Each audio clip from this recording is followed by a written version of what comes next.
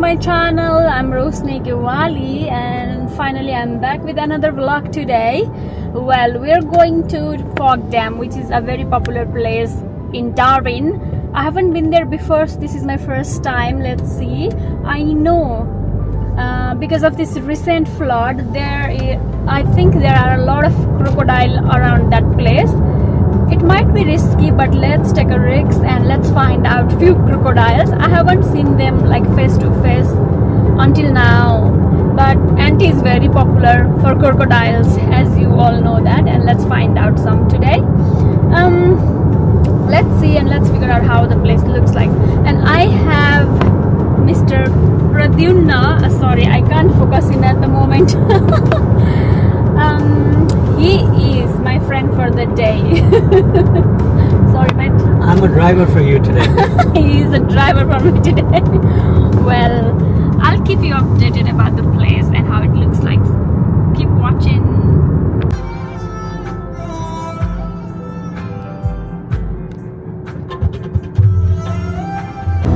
These are the mango farms of Darwin. As you know that Darwin is very popular for mango.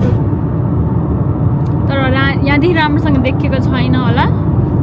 But still, if I find another farm, I'll keep you updated. Oh my god, त्यहाँ देखिन्छ farm. तर अलिकति यो wet season भएको हुनाले यो झाडीहरू अलि बढिरहेको छ, त्यही भएर चाहिँ हामी अलि क्लियरली देख्न सकिदैन. यसको चाहिँ के हो, यो यसको खासियत भनौँ न, यो फग ड्याममा चाहिँ किन मान्छेहरू आउँछन्, के हो यसको पपुलर कुराहरू यहाँ? फग ड्याम चाहिँ जस्तै अब हामी नेपालीहरूलाई चाहिँ तराईहरूको हाम्रो जुन बेल्ट छ नि त्यो मिस हुन्छ र त्यसको झलको दिलाउँछ है. तर एक्चुअलमा फग ड्याम चाहिँ के को लागि हो भन्दाखेरि यहाँनिर क्याटल फार्महरू छ होइन, अनि क्रोप्सहरू ग्रो हुन्छ, तिनीहरूको लागि वाटर ड्राई सिजनको लागि प्रिजर्भ गरेर राखेको हो. यो चाहिँ अहिले रेनी सिजनमा टन्नै छ, यिनीहरूलाई मतलबको कुरा हुँदैन, यो ओभरफ्लो भएर जान्छ, फ्लड हुन्छ. तर जब ड्राई सिजन लाग्छ यहाँ पानीको एक थोपा पनि पर्दैन, त्यो बेलामा यिनीहरूले रिजर्भ गरेर राखेको हो. यो चाहिँ स्टोरेज जस्तै हुन्छ होइन. यिनीहरूले चाहिँ सप्लाई गर्छ, जस्तै फार्महरूलाई सप्लाई गर्छ,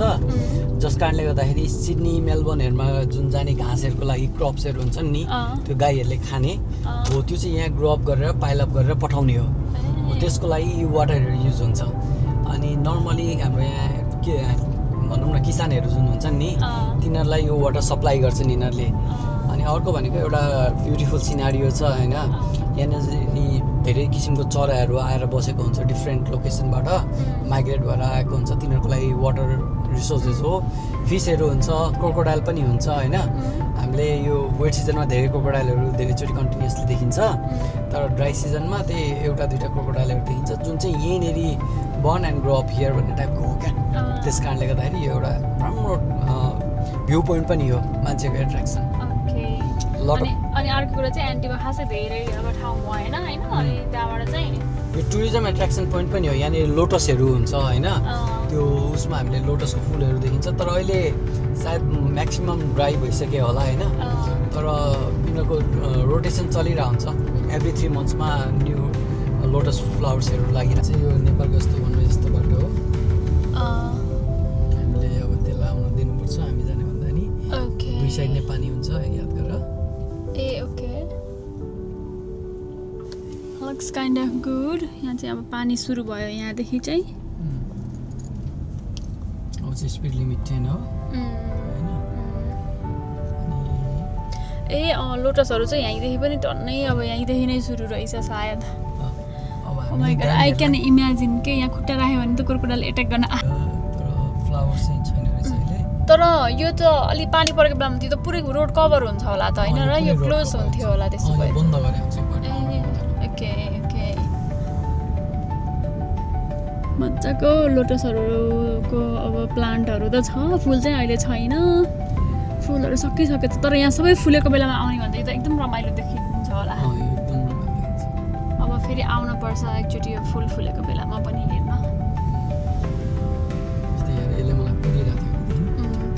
यहाँ त झिङ्गाहरू रहेछन् धेरै, त्यो ड्रागन फ्लाइहरू होला नि.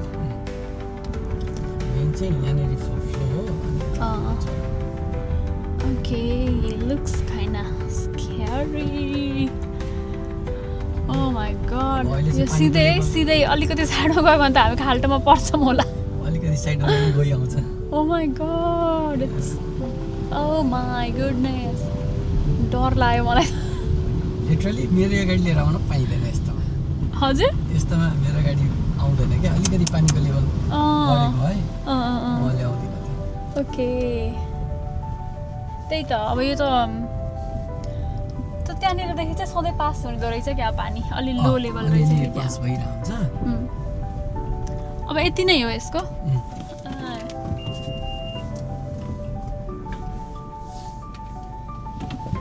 त्यही भएर चप्पल लगाउने भनेको रिजन चाहिँ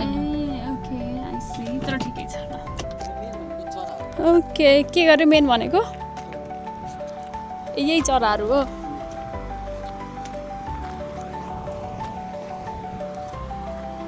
चराले माछा खान्छ त्यहाँ माछा हुन्छ नि चराको छेउमा त कटिरहेछ नि ओके यिनीहरू चाहिँ यहाँ धेरै माछा हुन्छ भनेर like food supply for every time के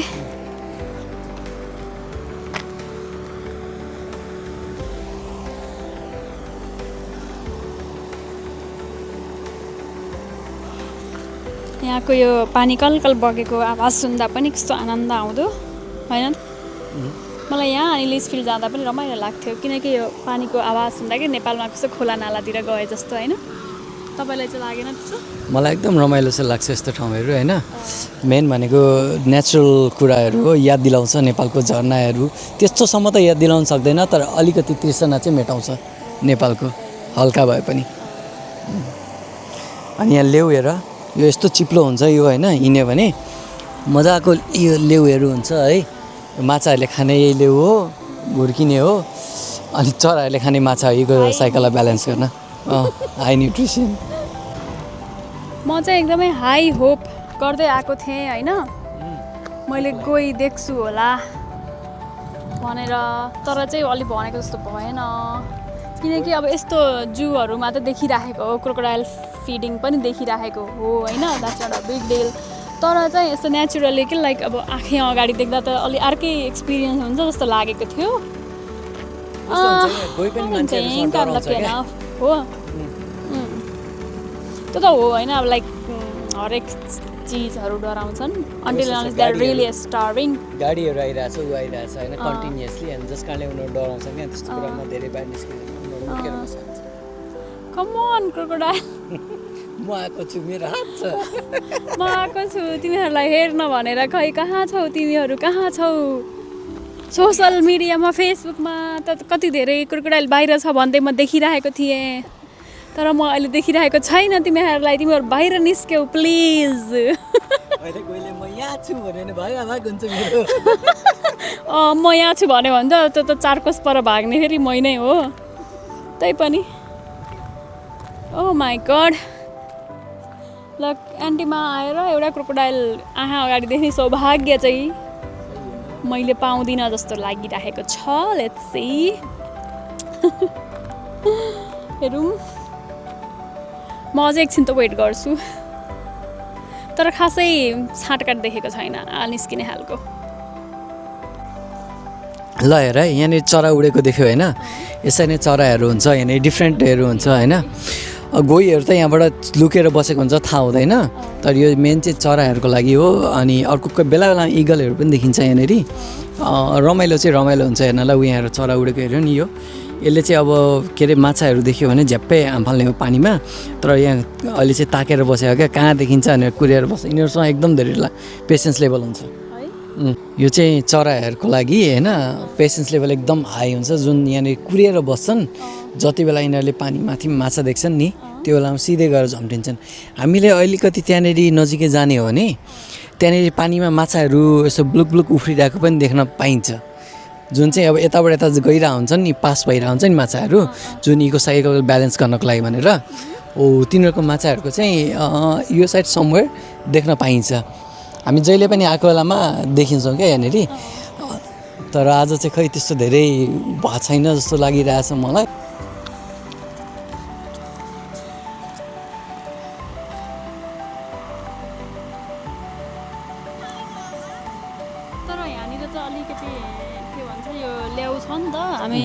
अब चप्पल लगाएर आएको भए पनि त्यो अलि रिस्की नै हुन्थ्यो त्यहाँ जान चाहिँ हामी पछारिन सक्ने सम्भावना त्यसले माछा लग्यो होइन पछाडिन सक्ने सम्भावना त हुन्थ्यो तर त्यो पानीमा हिँड्नलाई मजा आउँछ जस्तै कतिपयचोटि यहाँबाट पनि हिँडेर हुन्छ नि त गाडी रोकेर हामी छेउमा आउँदाखेरि यहीँनिर पनि माछाहरू हुन्थ्यो क्या आज चाहिँ यहाँ देखिया छैन घर लिएर जानलाई भएन अलिक ठुल्ठुलो माछा हुने भए खाना हुन्थ्यो तिमीहरूले तर मान्छेहरू यहाँ आउँछन् र फिसिङ गर्न फिसिङ गर्न त आउँदैन यहाँ इलिगल हो तर त्यतिकै कहिले काहीँ कोही कोही यसो आउँछन् त्यहाँ चराहरू खिच्ने बेलामा त्यहाँ त्यो चराहरू झ्याप्पै उडाएको थियो कि यहाँनिरको रमणीय दृश्य यही नै हो क्या यहाँनिर मान्छेहरू क्यामेरा बोकेर बसेका हुन्छन् पारिपट्टिबाट पुरै खिच्नको लागि चराहरू हेर्दा चाहिँ रमाइलो लागिरहेको छ तर मलाई कस्तो त्यहाँ जानु मन लाग्यो कि त्यो हेर्नु न त्यहाँ चराले माछाहरू खाइरहेको छ नि त कस्तो राम्रो देखिएको कि त्यो भ्यू अझै क्लोजअपबाट खिच्न पनि मन लागेको छ तर मलाई यहाँ नजाने सायद अलि यो रिक्स लिन पनि मन लागेन कि किनकि एकदम लेउ लागेको देखिरह यहाँ अनि चिप्ले भन्दा चिप्ले हाल्यो नि त त्यही भएर लेट्स नट टेक रिक्स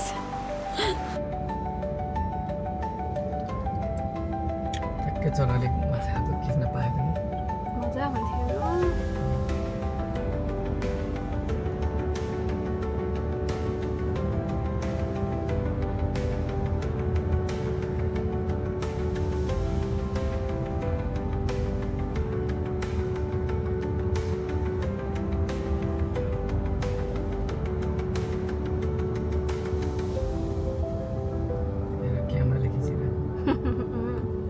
कन्टेन्ट क्रिएटर्सहरू हाम्रो गाडीले गर्दाखेरि गएको तिनीहरू कति रिसाइरहेको होला नि तिनीहरू के गर्नु त अब better lock next time mites अनि यो बाटो चाहिँ खास कहाँ जान्छ कक्कडु ए ओके कक्कडु जाने बाटो पनि यही हो ओके हामी उ त्यो निलो टरा छ नि त्यहाँ जान आँट्यो ओके ओके त्यसको नाम चाहिँ वेटल्यान्ड हो नामै वेटल्यान्ड त्यो टावरको नाम टावर हो ओके त्यो म्याक्सिमम बन्द हुन्छ मैले अहिलेसम्म एकचोटि मात्रै खुला देखाएको छ क्या अहिलेसम्म वेटल्यान्ड टप क्लोज ए सेट भयो अन्त हो त्यो चाहिँ यहाँदेखि जुन पर ब्लू कलरको एउटा टावर जस्तो देखिरह हामी जान खोजेको चाहिँ त्यही थियौँ द्याट्स कल वेटल्यान्ड टावर तर अनफर्चुनेटली यहाँ बोर्डमा पनि देख्न सकिन्छ इट्स क्लोज्ड रे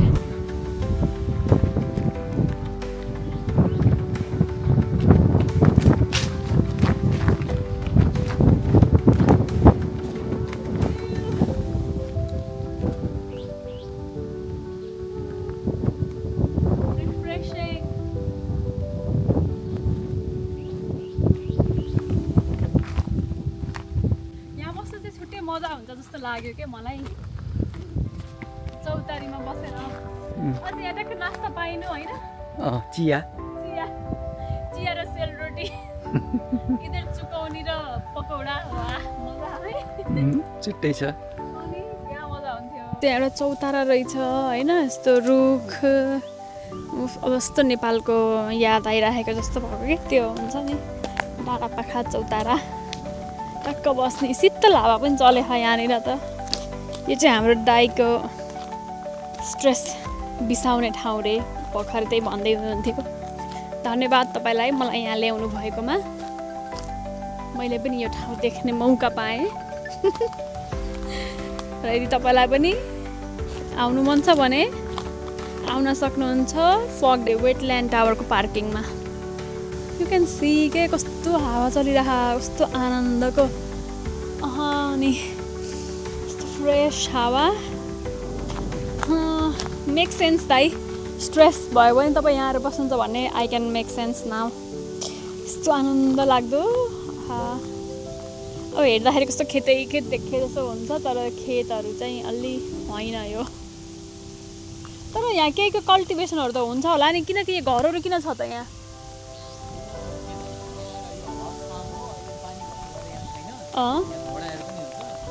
रोक्नु म आउँदैछु त्यहाँ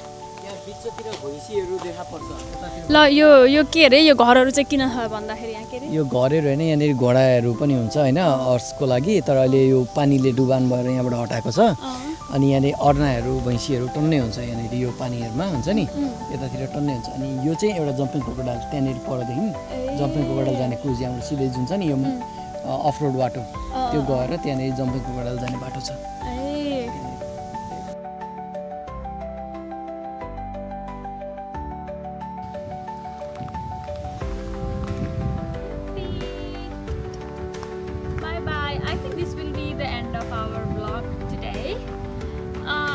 फग ड्याम घुम्यौँ र यो चाहिँ वेटल्यान्ड टावर भन्दो रहेछ होइन टावर चाहिँ त्यहाँ छ तर यो वेटल्यान्ड एरिया नै पऱ्यो वेल आजको डे चाहिँ प्रोडक्टिभ नै भयो भन्छु म